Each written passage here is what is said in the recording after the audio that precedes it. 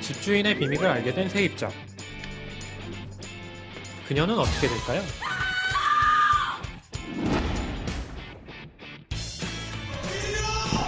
비상계단에 갇혀버린 세 남자. 이 남자들은 어떻게 될까요?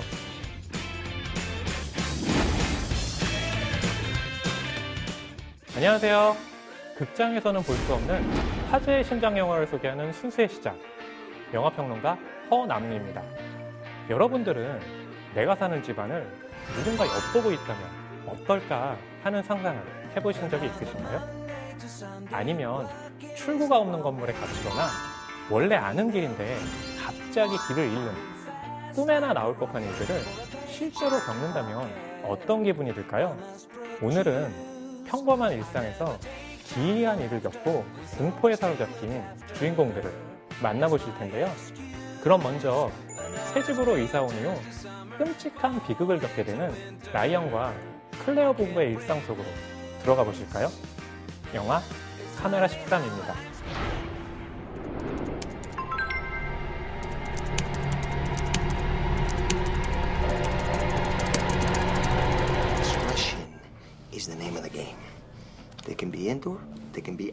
음침한 분위기의 제랄드. 그는 자신이 새놓을 집에 몰래카메라를 설치합니다. 그리고 태어날 아이를 기다리는 라이언과 클레어 부부가 이곳으로 이사를 옵니다. 이사한 기념으로 친구 커플과의 조촐한 집들이 자리도 마련했는데요.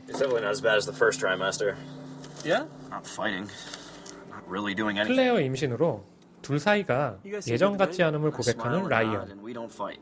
한편 집주인 제랄드는 감시 카메라를 통해 이 부부의 모든 일상을 훔쳐보고 있습니다. 그러던 어느 날 아내가 집을 비운 사이 비서인 한나와 밀회를 즐기는 라이언.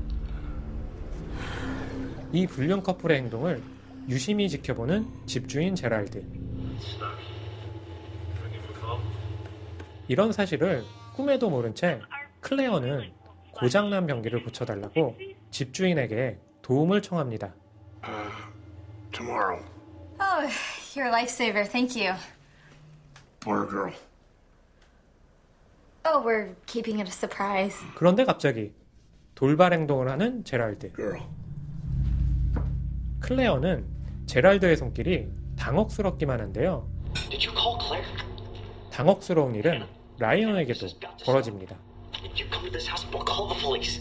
Hannah. 불륜을 이어오던 한나가 자신과의 관계를 밝히라고 압박하기 시작한 건데요. What do you say we go out to eat tonight? Well, let's just get a pizza. When's the last time we went out to eat? Come on. 도발하는 한나를 피하기 위해 라이언은 급히 클레어를 데리고 나가고 한나는 라이언의 집안으로 들어옵니다. I'm not leaving. 이 모든 상황을 지켜보기만 하던 집주인 제랄드. 갑자기 한나를 공격하는데요. 라이언과 클레어의 삶에 개입하기 시작한 제랄드. 제랄드의 다음 타깃은 누가 될까요? 보는 내내 긴장을 늦출 수 없는 영화 카메라 13입니다.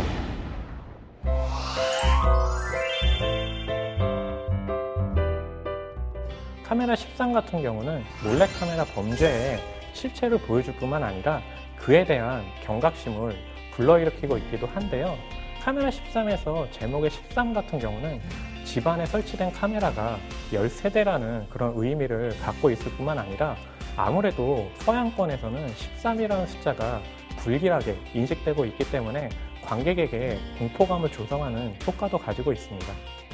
집주인 제랄드는 자신의 집안에 새든 부부의 일상을 감시 카메라를 통해 엿보고 있습니다.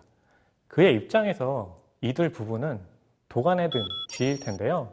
그래서 이 영화의 카메라는 라이언과 클레어 부부의 집을 비춰줄 때 주변 전경을 보여주지 않고 제한된 시선으로 이들 부부가 갇혀있다는 그런 인상을 관객에게 전달하고 있고요.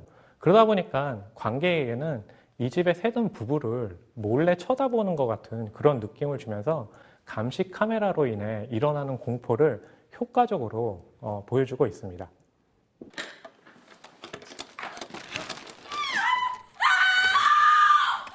카메라 13의 가장 흥미로운 설정은 이 영화의 마지막에 집주인 제랄드가 클레어의 아이를 자신의 차에 태운 장면이라고 할 수 있을 텐데요. 아무래도 관객의 입장에서는 현재는 감시 카메라의 윤리 문제가 굉장히 대두되고 있지만 이 아이가 새로운 시대를 의미하는 것처럼 앞으로는 감시 카메라의 문제가 전혀 문제되지 않을 것이라는 것을 예상할 수 있습니다. 집안의 불륜녀를 끌어들인 남편의 최후. 세입자 몰래 CCTV를 설치한 집주인은 처벌받을 수 있을까요? 카메라 13의 결말이 궁금하다면 케이블 TV VOD에서 지금 확인하실 수 있습니다. 이번에 만나볼 두 번째 영화는 가족의 목숨이 위태로운 상황에 한 공간에 갇혀버린 이들과 그들 사이에 얽힌 비밀을 그린 영화 인시던트입니다.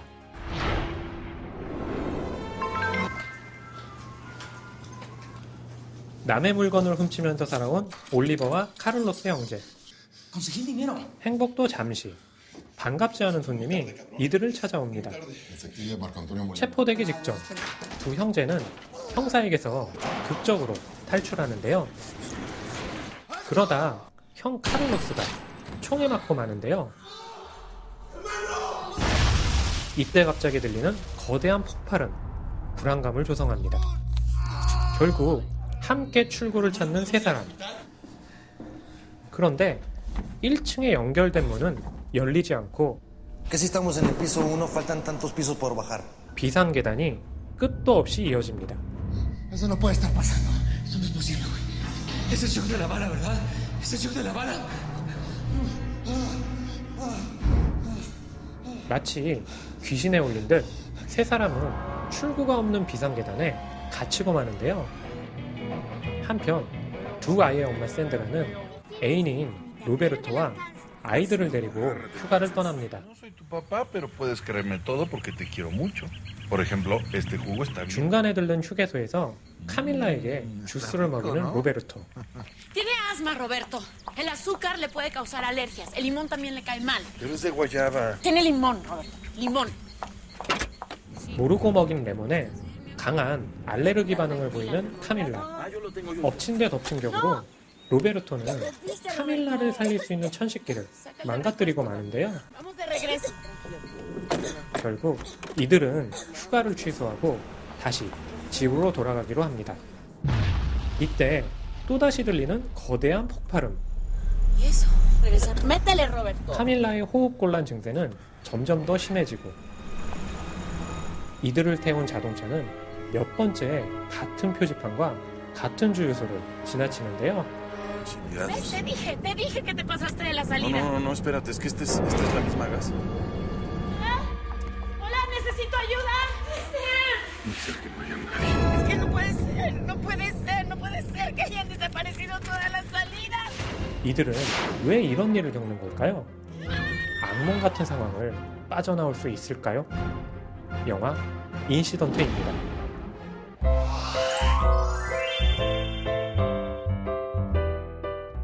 영화 인시던트는 전혀 연결될 것 같지 않은 두 공간을 통해 이야기를 전달하는 SF물인데요. 이 영화를 만든 멕시코의 아이작 에즈반 감독은 예상치 못한 전개를 통해 관객의 호기심을 자아내는데 탁월한 연출력을 선보이고 있습니다. SF 영화라고 하면 우리는 흔히 미래를 배경으로 제작비가 굉장히 많이 투입된 대형 영화를 생각하기 마련인데요. 인시던트 같은 경우는 그런 고정관념을 깨고 한정된 공간에서 저예산으로 만들어졌다는 특징을 가지고 있습니다. 동일한 괴담과 도로에서 이 영화 촬영의 80%가 이루어졌다고 하는데요. 한 달의 촬영 기간 동안 2주는 도로에서 그리고 2주는 계단에서 촬영이 됐다고 합니다. 인시던트를 보고 있으면 꽤 많은 작품들이 연상이 되는데요. 같은 장소가 반복되는 구조는 빈센조 나탈리 감독의 큐브가 연상이 되고요. 고립된 상황에서 탈출하기 힘든 그런 이야기는 J.J. 에이브람스의 미드, 로스트를 생각나게 하기도 하고요. 전혀 예상하지 못하는 상황과 이야기가 전개되는 그런 방식은 환상특급과 무척이나 닮아 있습니다.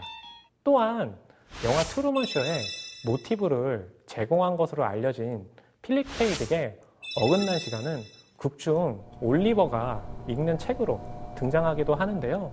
지금 제가 언급해드린 작품은 실제로 인시던트를 만든 아이작 에즈반 감독이 시나리오를 쓸 때부터 굉장히 많은 영향을 받았다고 합니다.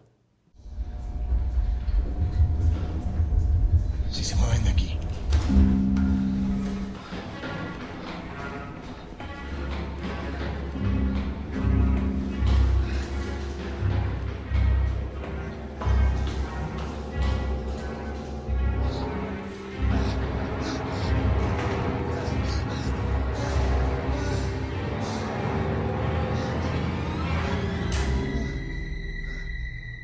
출발점이 곧 도착점이 되는 메비우스의 띠는 인시던트에서 가장 중요한 설정인데요.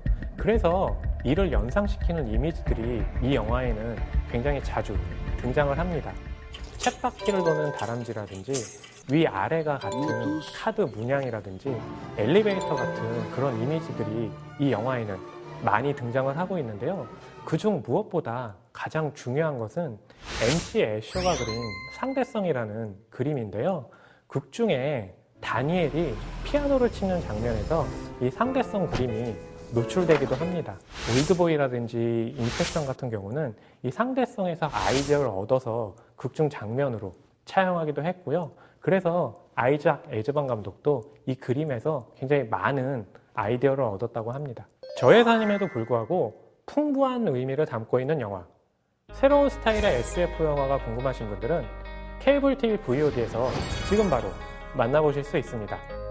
극장에서는 볼 수 없는 재밌는 신작 영화로 다시 찾아오겠습니다. 감사합니다.